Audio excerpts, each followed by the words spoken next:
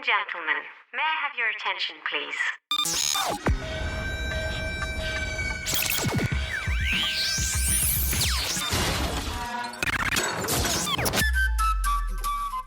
A lot of soul.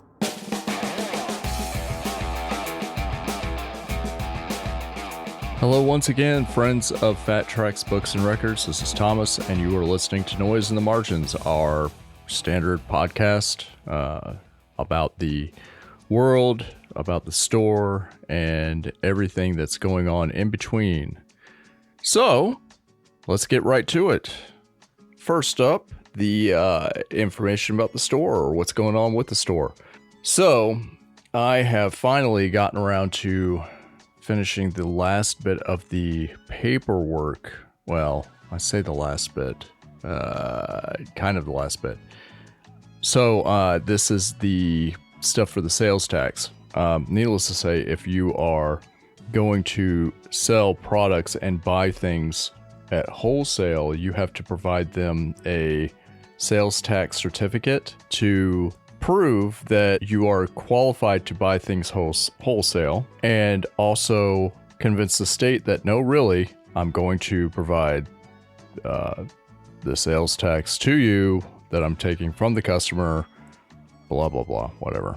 It's just another tax, another form that I had to fill out because I actually got access to Alliance. So if you don't know, which I actually talked about before, but if you don't know, Alliance Entertainment is the big distributor for they're the big distributor for vinyls, games, certain toy brands, collectibles, some t-shirts and things like that, but mainly the music. And movies. They also do movie distribution. So I finally got access to Alliance, and I was digging around, and one of the things to get full access so that you can, because when you get your first initial access, it's kind of like a staging area. If you've ever started a business or had to deal with like credit processors or that sort of thing, they have like a preview area that you're allowed to mess with when you're first starting up with them to see how things work. Like if you go to QuickBooks Online and you say, oh, I'm thinking about signing up with QuickBooks, they're like, well, here's a sample page set up so that you can see how it works. And the sample one for QuickBooks, if you're curious, or the one that I saw, was for a landscaping company, I think. So it was a landscaping company, but so with Alliance, it's a general sales, retail sales position, and you have access to all their stuff. One of the things to get the full permission is to have your sales tax certificate ready to go. And I filled out the stuff with the comptroller, I think is how you pronounce it, with the state. And I'm just waiting for that to come in the mail. It takes like 2 weeks, and then I'll be able to do the full thing with Alliance. So I'm pretty stoked about that. But I will go ahead and say up front that had I known that Alliance had... So let me back up. So I got access to Alliance, right? And I start looking through all the stuff that they offer. And there is a lot of stuff that they offer that I have... Honestly, I've been looking for. And had I known that this was how I could get a hold of this stuff, I would have come up with some way to get access to it beforehand. There's all kinds of collectible vinyls that they sell. There's collectible, like little retro arcade things and stuff like that. That, yeah, honestly, I've looked for, but no one ever carried. So, you know, I'm really excited about having access to this stuff, but I'm also aware that as I'm looking at this stuff, I have to be like, okay, just because I want this, does this mean that other people want it? And I, of course, want to say yes, but I'm realistic enough to go, well, maybe not. But, you know, like I said, we finally have access to Alliance. which means that the numbers are finally coming together. And part of that is the question of leasing or buying. So before I mentioned, well, if I hadn't, we'd been arguing whether or not we're going to buy the location or lease the location. And if we could get away with buying, we wanted to buy. And the reason is that it's self-explanatory as to why you would want to buy your location as opposed to lease it. So when you're dealing with a book, an indie bookstore, you're not likely to put yourself in a regular shopping center, right? And the reason for that is because that's not where people expect to find you. And I know that sounds weird, but when you're going to H-E-B, or you're going to Kroger, or you're going to Publix, or you're going to whatever grocery store, you may see a Hallmark, like, when the Hallmark stores, and you think, okay, there's a Hallmark store, and that registers in the back of your head, and you might remember it, you might not. But there are plenty of other little rinky-dink stores in those shopping areas that you have to think about that don't really lend themselves to being part of the community. So normally in commercial areas like that, the anchor stores are not designed to be somewhere you would go for a date, or for a leisure, or for hobby. They're usually stores, the stores that survive or succeed in those areas with anchor stores like grocery stores are things that are dry cleaners or barbers, or things that, okay, I need to go grocery shopping. Oh, I should get a haircut first. So we were, so aside from that, talking about buying versus leasing, there are plenty of stores in other areas that when you go shopping, I'm going to use South Congress here in Austin. So South Congress used to be full of really quirky, fun shops. And it made sense because South Congress was like the main thoroughfare for people to walk down to go to the bridge over the Colorado to watch the bats fly out in the evening, right? And so you had skate shops, you had clothing shops, you had, hobby stores, you had tourist stores, Texas stores, stuff like that. And when developers realized that they could make more money putting a Prada there, or a Coach, or, whatever, Calvin Klein store, they jacked up the rent for all these places, pricing these places out, and then bringing in these high dollar clients. And as property owners, that is their right. And I'm not griping at them for trying to make the most money out of what they're doing. But that is sleazy. And that is the risk of leasing. If you're going to lease, then you want to lease in very specific places that A, work for the theme that you're working on, or the type of store that you have. And B, somewhere where down the line, you're not going to run into a case of South Congress. Well, this is a main commercial thoroughfare. We're going to knock everybody out and put in Prada. With that in mind, I was thinking that buying made more sense. And it does. It does. The numbers work out better long term. But the problem with buying as opposed to leasing upfront isn't just the cost. And believe me, the cost is super, super high no matter which way you go. The problem is, so if you buy, the likelihood of the store or the property being what you want for that location is not high. In fact, the likelihood of that location being complete bumpkus is super high. And so when we're looking at these properties that are for sale, The more realistically priced ones we would have to build. Let's say we found a commercial or a mixed use piece of property for $300,000. Let's pretend that we could build a commercial building, a mixed use commercial building for $700,000. I'm throwing numbers out. I don't know if that's a good number. So you're looking at $1 million. Well, that's fine. The problem is how much time is it going to take between buying the property and starting the build to completion?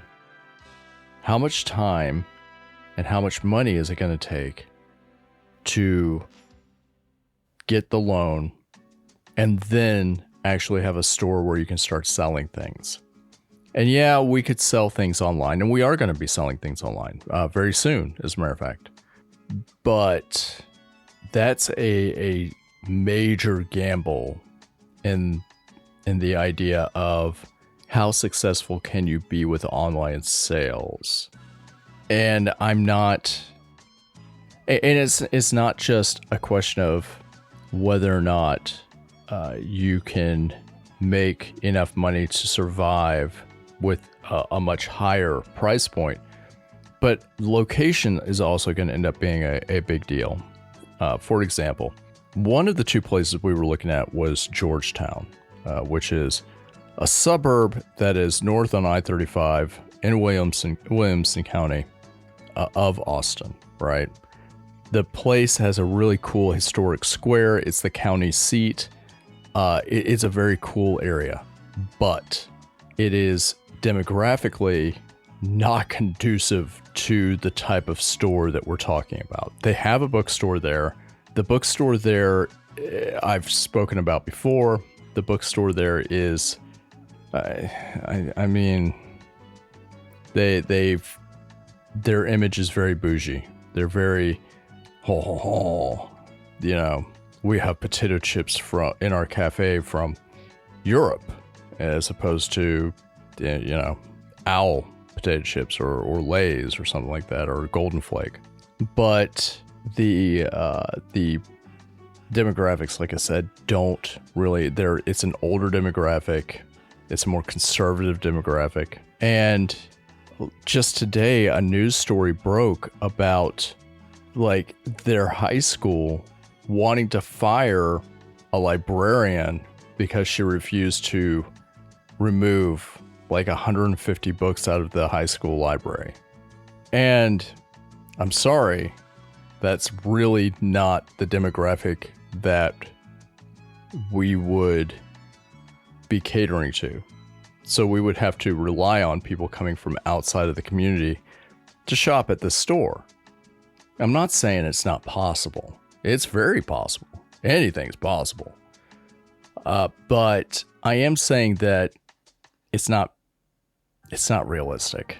You know, where, look, do I want Fat Tracks to be a beacon of freedom and resistance and Damn the Man and Rage Against the Machine and everything else? Yes, absolutely. But the rent's got to be paid. If we can't sell a book, if we can't sell a record because no one's going to shop there, or, you know, we're relying on people coming from 20, 30, 50 miles away to come and shop at our store, that's not super realistic. It's just not. So one of the places we've been looking at is Round Rock. So Round Rock is a little bit further south on I-35, still in Williamson County. A bit more, I don't want to say progressive, a bit younger. And because they're a bit younger, they're less conservative, and I put that in quotes, conservative, because the reality of it is that modern conservatism in this country is not conservative at all. It's less that, more, I don't want to say hippie, but I don't know what other word to use, hippie. And, but once again, we're walking back into the question. Do we buy and adapt, or do we lease and then buy later on? So kind of leaning towards the lease just because I think it's more realistic, but we're not there yet, so I don't know. But we've got numbers on both sides, and we've got access to Alliance, and I'm going to have access to Ingram this weekend. So we'll be able to finish up the numbers, get the paperwork ready for the loan, and get going. So that is the update on the store. 15, 17 minutes of me rambling, however long it's been. I don't even know. But that's what's going on there. So with that in mind, we move on to the next bit. Now, the reality of it is that, and that's one of my favorite phrases, so you're going to hear me say that over and over and over forever. The reality of the situation is that we do not live in a bubble. And the current climate in this area and in this country is that whenever you turn on the news, if you are not watching, I don't want to say turn on the news because that's not helpful. Whenever you pay attention to what's going on, there you go. It is like a dumpster fire that's just getting worse. Like there is no off switch in the insanity of how crazy all of this is. And I had a thought, and it's one that I want you to chew over. Or chew over. And that is one of the biggest problems with every major politician that we have in this country is that none of them, literally none of them, well, I don't want to say none of them, almost none of them, all the ones at the highest levels, none of those have ever had real jobs. You know, if you think about it, people like Donald Trump, people like Elon Musk, people like his cabinet members, none of them have had real jobs. None of them have dug a ditch. None of them have taken out the trash. None of them have mopped a floor. None of them have had to deal with customers 6 to 8 hours a day yelling at them nonstop. None of them have had to answer a phone and explain to people that I understand that it's expensive, but unfortunately that is the price that this is. They literally have never had a real job. And because of that, none of them have any understanding as to how people actually live. And since these people have massive influence over the propaganda that is pushed out by major media, they make assumptions and, well, Social Security must not be important because I'm not going to take Social Security. Of course you're not going to take Social Security. You're worth like $24 million. Why would you take Social Security? You don't need that. Heck, you've never had a job, so you've never paid into it. So I don't know why you think you're going to get any. But when you hear the dumpster fire that's going on, and I've got more thoughts about it, and unfortunately, if you listen to this, you're going to hear me talk about it more than once. But the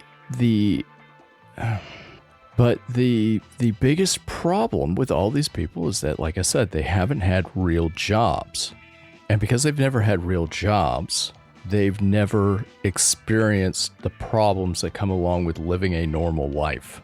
And because they're in control of propaganda, of the propaganda that permeates this country, and that's something else that one of these days we'll talk about. Because they're in control of the propaganda that influences this country, they make it sound relatable that they don't know anything about living a normal life. And that's today's 2 cents about this. That's this week's thought. I've got plenty of other thoughts, and I actually argued with myself about whether or not I was going to talk about this as opposed to the insanity of making people disappear. But I think that the best start is to just, like I said, point out to you, to anyone listening, to anyone that will listen, that people like RFK Jr., people like Donald Trump, people like Elon Musk, they have never in their lives ever had a real job. These are not people that know anything about how any of us live. And that's a very good starting point so that you understand, so that other people understand, so that the world understands that when you're dealing with people like this, you're not dealing with people that know anything about your life. You're not dealing with people that have any concept. Think about what's her name? What's her name? Nancy Reagan? Ronald Reagan's wife? When Ronald Reagan started showing signs of dementia, and doctors had mentioned that stem cell research would help tremendously.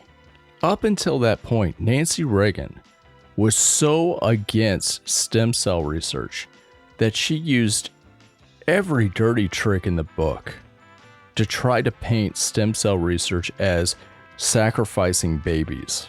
And then when she found out that this was her husband's only hope, she went on a publicity tour begging politicians, leaders to start being serious about stem cell research.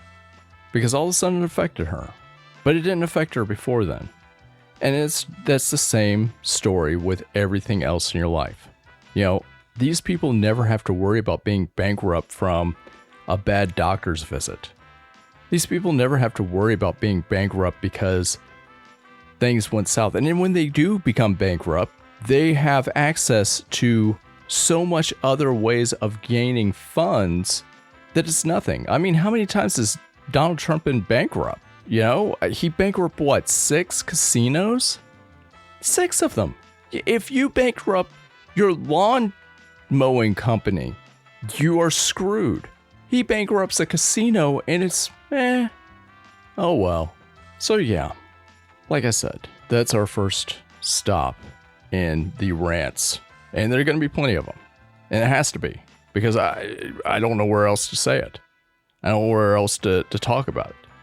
But there are so many steps in what has happened over the entirety of my life that has brought us to a point where you turn on any form of neutral, nonpartisan news and it looks like the world is ending in America. You know, there's just a ton to talk about, and there's a ton of steps that brought us here. But the very first thing, like I said, that you have to remember is that these people don't know how you live. They have no comprehension of how you live. They don't raise their own kids. They don't do their own laundry. They don't do their own grocery shopping. They don't do any of the normal things that you and I would ever do. And that's important to remember. Yeah, so let's get off that. That's a depressing topic, and I don't want to think about it anymore. So last stop on my list of things I was going to talk about was the social media stuff. So, starting probably tomorrow or Saturday, tomorrow being Friday, I have no idea when I'm going to have this edited. So tomorrow might be Sunday when you listen to it. But starting either Friday or Saturday, I'm going to start live streaming pretty much everything. You know, more Instagram posts, we're going to start live streaming stuff, having stuff pumping out to YouTube. If you're listening to this on YouTube, then that means that I succeeded in messing with the podcasting host. I don't know if it's going to work. I have it integrated, but I don't know if it's going to work. But, you know, the aim of this, honestly, is not like some viral thing. I don't get me wrong. It would be great if we went viral for some random reason.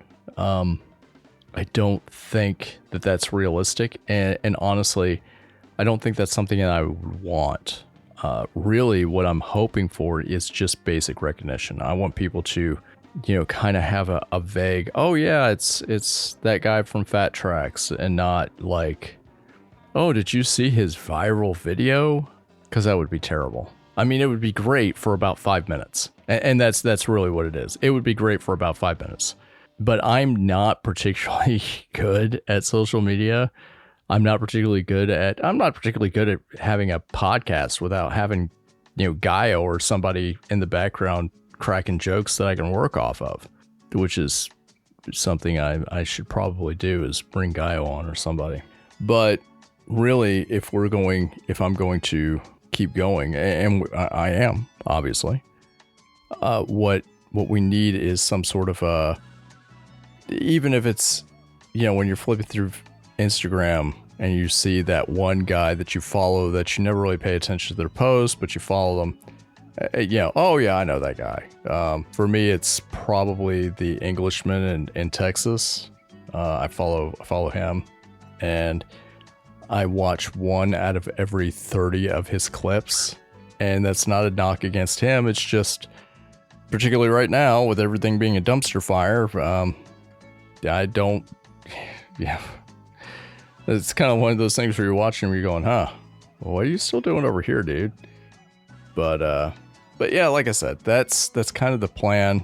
I don't know if it'll work, but I'm hoping it will. I think that's it on our list of random things to talk about. And I know a lot of this was me just kind of going off into left field, mainly because of other thoughts and just being kind of out there. But I think that's it for this week. So everybody, I want you to stay safe. Be careful, look after each other, and we'll see you next time.